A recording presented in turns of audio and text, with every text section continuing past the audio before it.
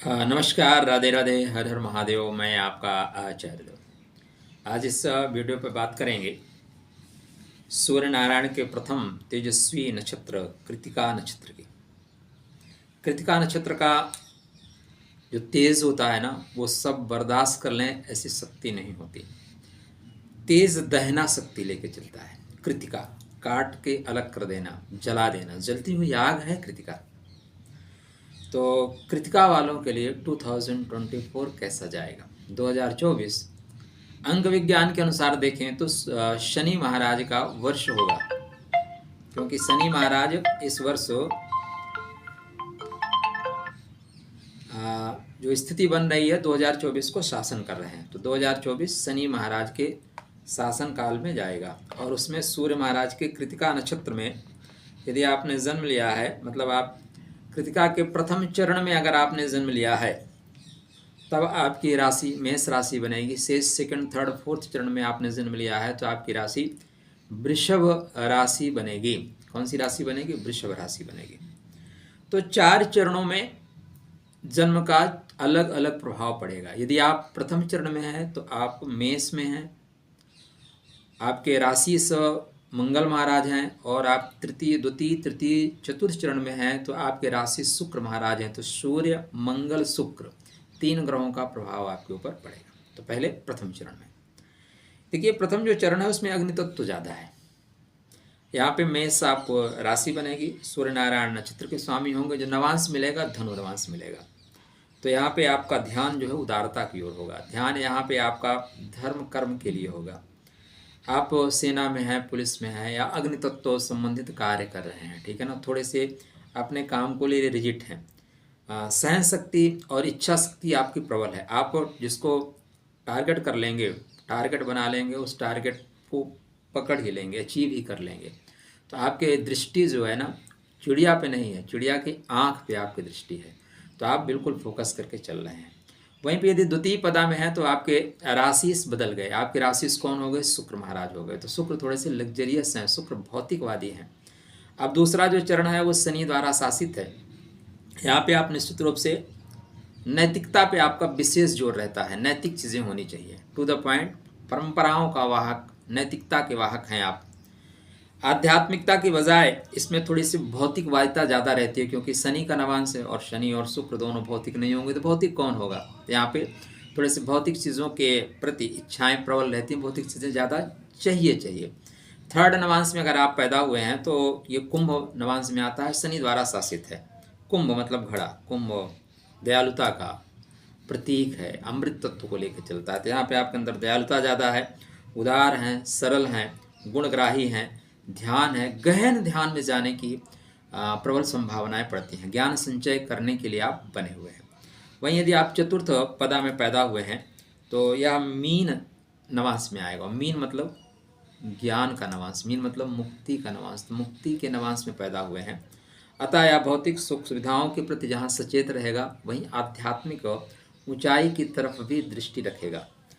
अत्यंत आप कह लें ज्ञान के मार्ग में आप लोग निरंतर आगे बढ़ने वाले होते हैं, ज्ञान के मार्ग को लेकर चलने वाले होते हैं। तो यहाँ पे 4 तरह से फल मिलेगा। आप प्रथम चरण में हैं तो पूरा प्रभाव मेष का और आपके ऊपर सूर्य नारायण मतलब मंगल का, सूर्य का ज़्यादा रहेगा। द्वितीय तृतीय चतुर्थ पदा में हैं तब आपके ऊपर शुक्र और सूर्य का प्रभाव रहेगा, ठीक है ना। इस चीज़ को समझ के चलिएगा। नक्षत्र जो है टू द पॉइंट बातों को करते हैं। ज्योतिष वेद का नेत्र है, लेकिन ज्योतिष का नेत्र कौन है? तो नक्षत्र ज्योतिष के नेत्र। बात नेत्रों तक की। तो अभी तक आपने हमारे चैनल को सब्सक्राइब नहीं किया है, कृपया कर लीजिए। वीडियो आप देखेंगे डेफिनेटली आपको पसंद आएगा। यूट्यूब जगत पे ऐसा वीडियो शायद ही मिले आपको, और मैं चाहता हूँ कि सब लोग ऐसा वीडियो बनाएं। हाँ, तो सूर्य नारायण का प्रथम नक्षत्र है, नाम है कृत्तिका। तलवार की धार है, कटार है, जलती हुई अग्निशिखा है, वो स्वरूप आप लेके चल रहे हैं। आपको समझाया जा सकता है, दबाया नहीं जा सकता। तो दबने के लिए आप पैदा नहीं हुए हैं। 2024 कैसा जाएगा आपके लिए? मोटा मोटा पहले हम देखते हैं आपका हेल्थ। तो हेल्थ वाइज आपका, अगर आप प्रथम चरण में पैदा हुए हैं तो दूसरी तरह से जाएगा, और दूसरे तीसरे चौथे में गए हैं। अब देखिए, जो बड़े नक्षत्र होते हैं ना, जो बड़े ग्रह होते हैं, जैसे सूर्य देव हो गए, गुरु महाराज हो गए, एक राशि को सपोर्ट नहीं करते, दो दो राशियों को सपोर्ट करते हैं, इसीलिए बड़े हैं, क्योंकि सब समस्याओं में खड़े हैं। तो यहाँ पे स्टार्टिंग में आपके सेहत, तो अगर आप प्रथम चरण में पैदा हुए तो सेहत थ्रू आउट अच्छी जा रही है। 20 अक्टूबर के बाद सेहत को थोड़ा सा सावधानी रखनी है। भाग्योदय की बात करें तो स्टार्टिंग में ही आपका भाग्योदय होता हुआ दिखाई दे रहा है, स्टार्टिंग में। और 20 अक्टूबर तक आपको भाग्योदय, 20 अगस्त तक आपका भाग्योदय हो जाएगा। स्टार्टिंग से लेके 20 अगस्त तक भाग्योदय की स्थिति आपकी प्रबल बन रही है। ठीक। और धन संबंधी बातें करें तो धन संबंधी इस वर्ष आपको धनात्मक रूप से मजबूत होने के पूरे चांसेस बनते हैं। ठीक है ना। यहाँ पे किसी तरह की कोई परेशानी आपको आती हुई दिखाई तो नहीं दे रही है। वहीं यदि आप दूसरे, तीसरे, चतुर्थ पदा में पैदा हुए हैं तो थोड़ा सा परिवर्तित होगा, फिर आप वृषभ में आ जाएंगे। तो वहाँ पे जो आपके सेहत संबंधी परेशानी है वो स्टार्टिंग में थोड़ा सा 18 जनवरी तक आपको ध्यान दे के चलना चाहिए। 18 जनवरी तक स्टार्टिंग में 12 फरवरी तक आपको सेहत पे विशेष फोकस करना चाहिए, ध्यान दे के चलते रहिए। तो ध्यान दे के आप आगे बढ़िए, सफलता आपको डेफिनेटली मिलेगी। धन सम्मान की जो स्थिति है द्वितीय, तृतीय, चतुर्थ चरण वालों के लिए ज़्यादा श्रेष्ठ स्थिति है। आप प्रथम चरण की अपेक्षा द्वितीय, तृतीय, चतुर्थ चरण में पैदा हुए हैं। दरअसल आप वीडियो एक्चुअली चरणों पे बनाया जाए तो ज़्यादा एग्जैक्ट होगा, लेकिन इतना देखेगा कौन। नक्षत्र पे लोग वीडियो कम देखते हैं, ज़्यादातर तो राशि चलती है। तो यह आने वाले समय में हो सकता है आपको ये प्रथम चरण, द्वितीय चरण, तृतीय, चतुर्थ चरण पे बना के दिया जाए। अभी तो स्टार्टिंग हो रही है। ठीक है। तो आप हमारा सपोर्ट करते रहिए। तो द्वितीय चरण में या तृतीय, चतुर्थ में पैदा हुए तो धनात्मक दृष्टिकोण से और सेहत के दृष्टिकोण से जो स्टार्टिंग का माह है थोड़ा सा दबाव में रहेगा, लेकिन 1 फरवरी के बाद धन के लिए, स्वास्थ्य के लिए, दोनों के लिए अच्छा है। तो 7 मार्च के बाद आपकी कुंडली में जो स्थिति बन रही है वो सेहत के दृष्टिकोण से बहुत अच्छी है। 12 फरवरी से ही बेहतर होना शुरू हो जाएगी, 7 मार्च के बाद बिल्कुल अच्छी रहेगी। यहाँ पे आपकी कुंडली में थोड़ा सा आपको सेहत को ध्यान देना होगा 24 अप्रैल से 19 मई तक। 24 अप्रैल से 19 मई तक, उसके बाद सेहत आपकी अच्छी रहेगी, रहती हुई दिखाई नहीं दे रही, अच्छी रहेगी। फिर आपको 7 नवंबर तक आपकी सेहत थ्रू आउट अच्छी रह रही है। ठीक। दूसरा, धन की स्थिति की बात करें तो आपकी कुंडली में धनात्मक स्थिति स्टार्टिंग में धन तो प्राप्त करेंगे, लेकिन थोड़ा चिकचिक रहेगा। 1 फरवरी नहीं, 20 फरवरी के बाद, कब के बाद? 20 फरवरी के बाद धनात्मक दृष्टिकोण से कंटिन्यू आप बेहतर काम करेंगे। कब तक काम करेंगे? 10 मई तक। 10 मई से 31 मई तक धनात्मक रूप से थोड़े से कमज़ोर होंगे, जितना पैसा प्राप्त करेंगे उससे ज़्यादा खर्च कर देंगे।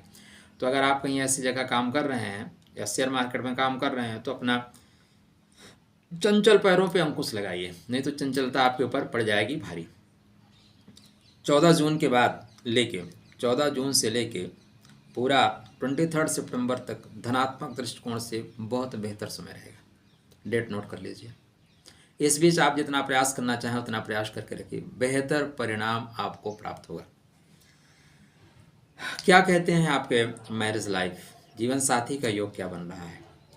तो आप प्रथम पदा में पैदा हुए हैं तो दूसरा योग बनेगा, और दूसरे, तीसरे, चतुर्थ में पैदा हुए हैं दूसरा योग बनेगा। तो प्रथम पदा वालों की हम बात करते हैं। तो प्रथम पदा वालों के लिए स्थिति दाम्पत्य जीवन की ठीक ठाक रहेगी, लेकिन चूंकि आपके अंदर तेज है, ज़्यादा है, ईगो ज़्यादा है, तो ईगो को टकराइएगा मत, पकाया परिस्थितियाँ बेहतर रहेंगी। वहीं द्वितीय, तृतीय, चतुर्थ पदा में पैदा हुए हैं तो आपके जो दाम्पत्य जीवन का प्रभाव है वो 5 फरवरी से बाद बहुत अच्छा है। 5 फरवरी के बाद आप और आपका जीवन साथी दोनों कंटिन्यू विकास के पथ पे अग्रसर है थ्रू आउट। आप विदेश जाना चाहते हैं जीवन साथी का साथ लेके, तो 1 जून के बाद आपके विदेश जाने के योग बने हुए हैं। 20 अक्टूबर तक दाम्पत्य जीवन बेहतर चलेगा। 20 अक्टूबर के बाद थोड़े से सेहत संबंधी परेशानी आती हुई या व्यापार में स्थिति थोड़ी सी खराब होती हुई दिखाई दे रही है। कृतिका के जो स्वामी हैं उनका नाम है सूर्य नारायण। तो सबसे ज़्यादा इंपॉर्टेंट है कि आपके नक्षत्र अधिपति, नक्षत्र के स्वामी क्या कहते हैं। जो आपका माई बाप है, नक्षत्र का लॉर्ड है, वो क्या कहता है, उसके ऊपर डिपेंड है। तो स्टार्टिंग में वो गुरु का तत्व लेके चल रहे हैं। 15 जनवरी तक आपके अंदर तेज रहेगा, मान सम्मान रहेगा। 15 जनवरी से 13 फरवरी तक आपके काम थोड़े रुक के चलेंगे। आपको जो ऊंचाई मिल रही है वो 13 अप्रैल से लेकर 14 मई के बीच में जो कुछ करना चाहोगे वो कर ले जाओगे। ये आपके जीवन का 2024 का श्रेष्ठतम समय होगा। जो जैसा करना चाहोगे वैसा कर ले जाओगे। इसके बाद 16 अगस्त से 16 सितंबर तक आपके लिए श्रेष्ठतम समय होगा, जहाँ पे आपकी मनचाही चीज़ें आपके साथ होती हुई या घटित होती हुई दिखाई दे रही हैं। इसके पश्चात 16 नवंबर से लेकर पूरा दिसंबर तक का जो समय है वो भी आपके लिए श्रेष्ठ समय देने वाला है। तो 3 समय अत्यंत श्रेष्ठ जाएगा। ध्यान जहाँ जहाँ आपको देना है, तो 15 जून से लेके जो जुलाई का पूरा 15 जून से लेके 16 अगस्त का समय ध्यान दे के चलिए, क्योंकि यहाँ पे आपके जिस स्पीड से बढ़ रहे हैं उस स्पीड पे ब्रेक लगेगा और ब्रेकर भी आएगा। इस चीज़ को ध्यान देना है। 17 अक्टूबर से 16 नवंबर तक चीज़ें अचानक फंस जाएंगी। बड़बोलापन आपको फंसा देगा, तो बड़बोलापन बिल्कुल मत रखिएगा। जीवन को बेहतर करने के लिए क्या करें उपाय, ठीक है ना, किससे चीज़ें बेहतर होंगी। तो आप चाहते हैं कि आपका एक यहाँ पे और बढ़िया पॉइंट है कि 17 अप्रैल से चूँकि गुरु महाराज कृतिका नक्षत्र में प्रवेश करेंगे। कृतिका मतलब काट के अलग कर देना। तो गुरु आप चाहे मेष लगन में है तो गुरु आपके नवमेश हैं, और वृषभ लगन में है तो गुरु महाराज आपके आयेश हैं।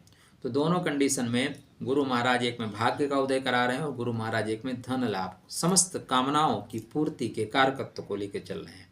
अतः जब ये कृतिका में जाएंगे तो सेल्फ मेड योग बनाएंगे। अतः जो परेशानियां हैं, जो कंटक हैं, जो रास्ते में अवरोध आ रहे हैं, उनको काटेंगे। यहाँ से लेके पूरा जून तक का समय बड़े लोगों के आशीर्वाद से, बड़े लोगों की सहायता से निरंतर आगे बढ़ने का है। अपने गुरु को मजबूत करके क्या करें, सूर्य नारायण को नित्य अर्घ दें। रविवार के दिन नमक खाने को छोड़ दें।